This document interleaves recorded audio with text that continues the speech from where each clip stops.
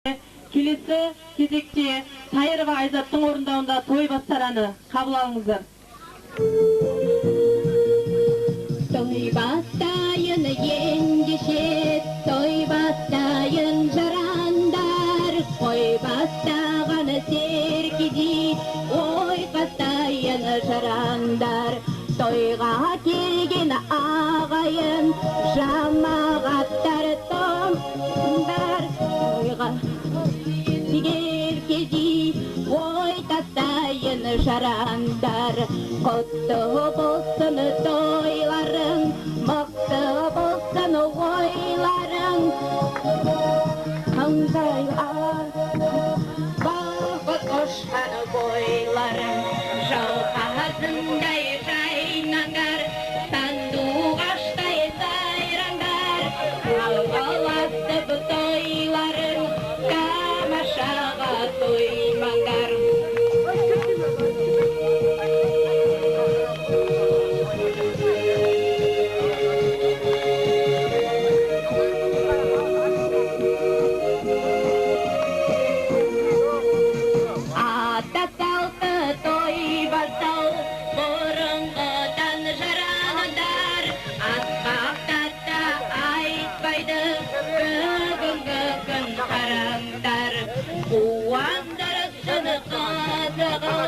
Отағынан жарандар, осыңа қу болғанда, оғым қырат қараңдар. Құтты болсын тойларың, мықты болсын ойларың. Қорғасындай қалмасын, бақыт қошқан бойларың. Жауқазындай жайнаңдар, сандуғаштай жайнаңдар. Тойғаласып тойларың, тамашаға тоймаңдар. Тойғаласып тойларың. Біз күнігі жердің түрегі, бауыры жылы науаттан, балымен ғана жібейді. Наурыз күнігі жердің түрегі, шашынып бары шанақтан, күні бірейді, шаттанушы еді бірейді. Наурыз айы толығында, той болушы еді қолымаңда, сақталушы еді тобаға, сары сапарға кеткен ұлдарға, наурыз айы туғанда.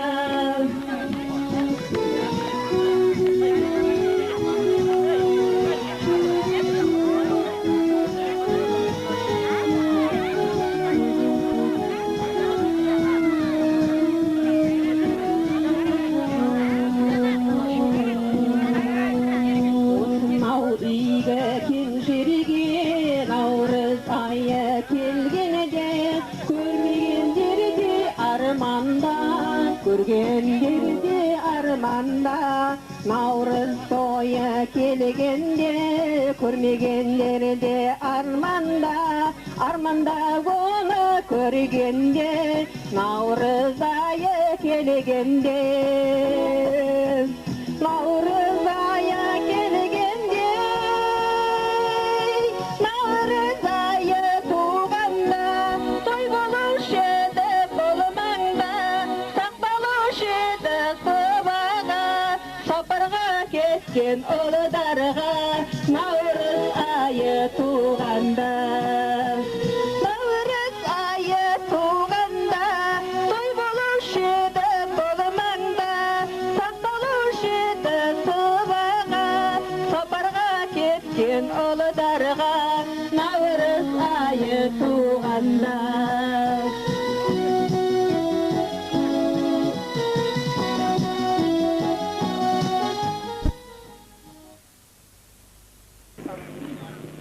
Уағалейкумассалам, жоғары шық, төрлет.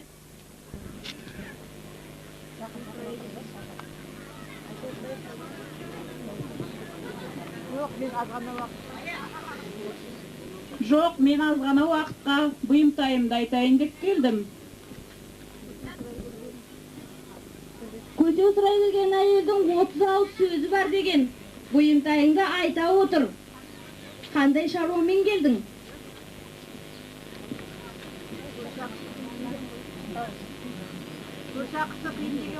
Көрші ақысы қиын деген ғой. Сөзің жерде қалмасын. Биік төбеге шықсам, көзім ашылады. Өзіңмен әңгімелессем, көңілім жадырап қалады. Отырсам отырайын.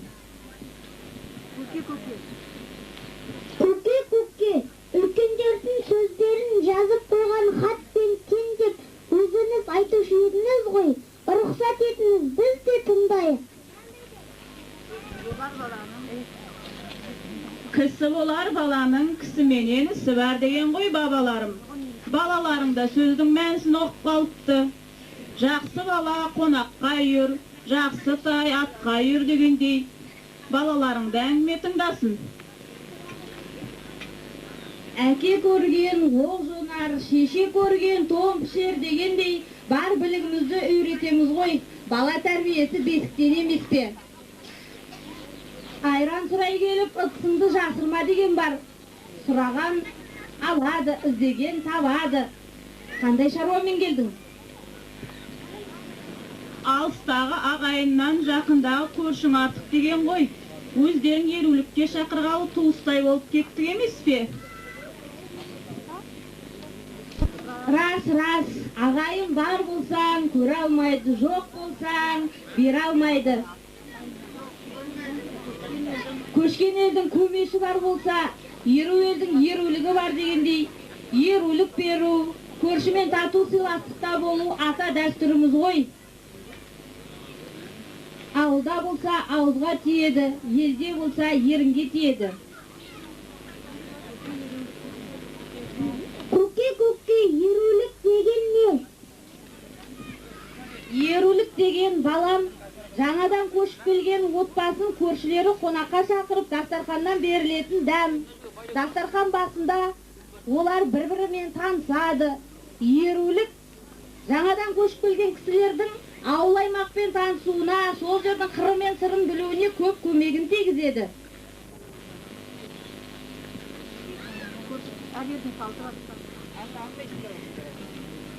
Әр елдің салты басқа, иті қарағасқа дегендей, сіздің елде асарға шақыру деген бола ма? Неге болмасын? Көршіде бөлінбеген елшім бар деген емес пе? Көршінің асарынан қалмаймыз, көршіден ештеңені аямаймыз, көршіге көмектеспесек ел жұртқа сын емес пе? Жақыныңның қадірін жарлы болғанда білерсің, денсаулықтың қадірін ауырғанда білерсің дегендей. Қыз көзі қырауда, қарғадым жүруде мұң болды. Ағайындардан да хабар ала алмай отырмыз.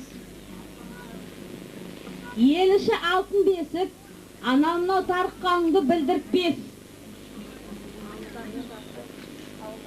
Ауылдасың жақсы болса, ағайының негері деген емес пе халқымыз? Мал баққанға, жер шапқанға бітек дегендей. Тоғайда аздаған шапқан шөбім бар еді, және отында азайды. Соған өздеріңіздің күш көліктеріңізді сұрай келдім. Жөн, көпті кірсе көл болар. Өзің бар, мен бар, арғы екі көршің бар. Бірлік жоқ болса, ұйым жоқ. Ұйым жоқ болса, құйым жоқ. Өзің қандай болсаң көршің сондай демекші. Өзіңмен қоңсы алғанына жаратқан ені ризамын.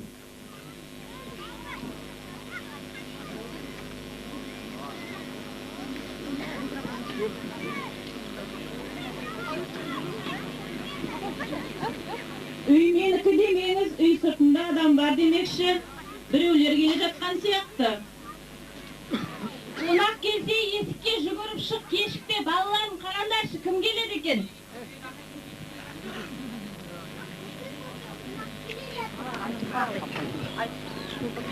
Көке, қонақ келе жатыр. Келсін қонақтар. Ассалаумағалейкум. Уағалейкум сәлем. Жоғары шығыңдар.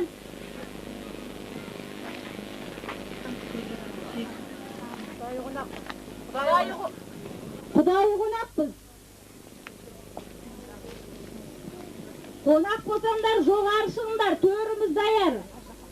Бәйбіше, қазаныңды көтер. Жүр қызым, ас әзірлеп.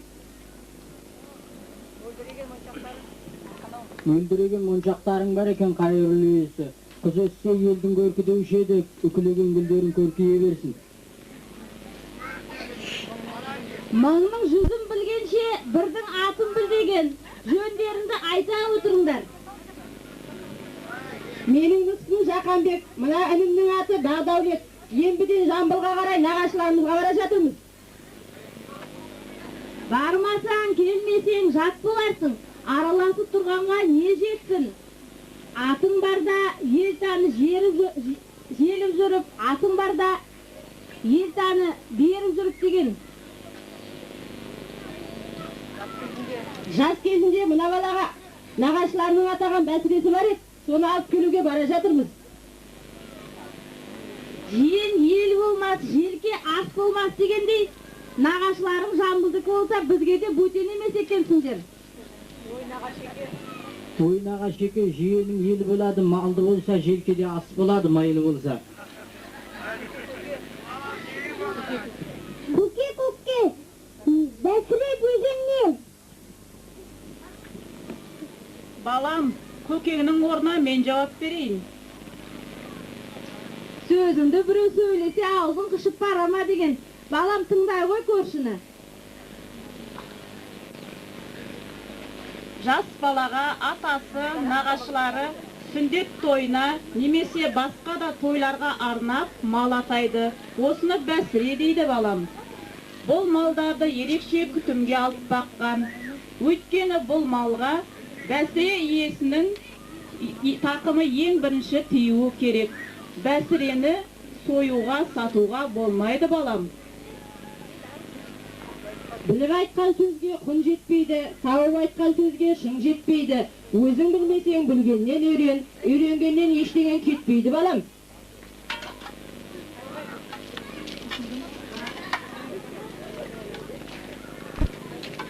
Балам, қонақтардың қолына су құю ас әзір болды.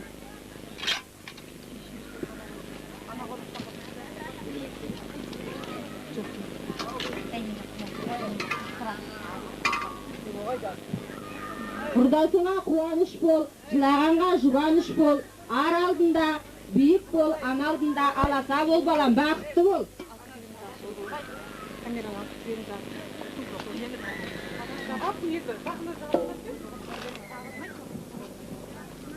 Рахмет. Бүгінгі Наурыз тойында шырқап айтар әндер бар.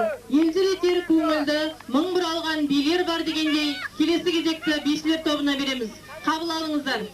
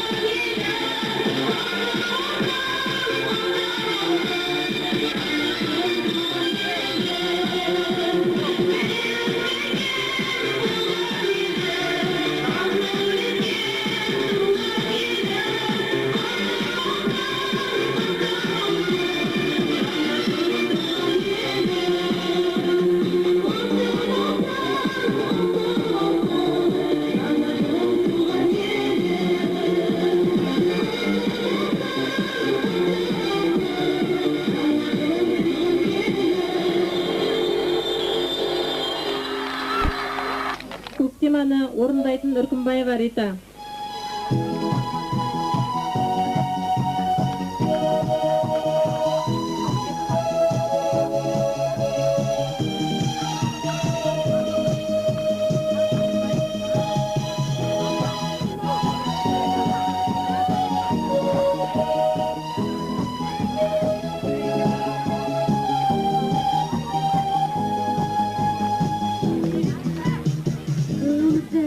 Көрген талай шежіресін,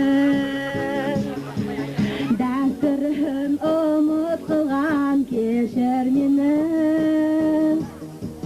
Наурыздың сол дәстүрдің бәрідің сен. Қайта тапты елім сені. Күн күліп көкжиектен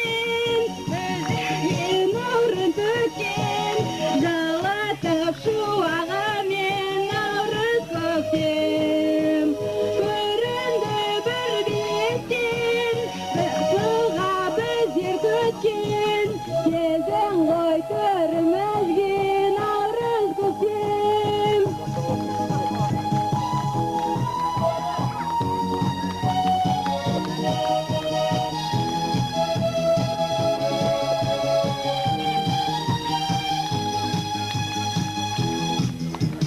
Жыл басы басталады наурыздан,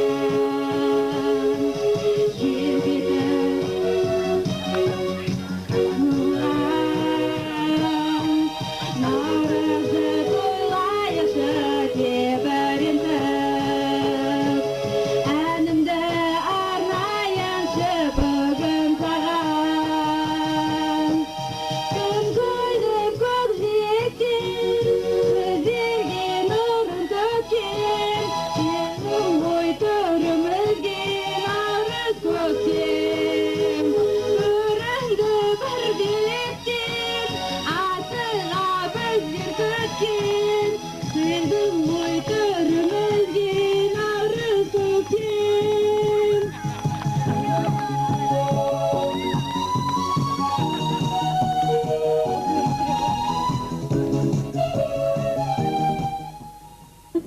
Қазыбек би туралы аңыз.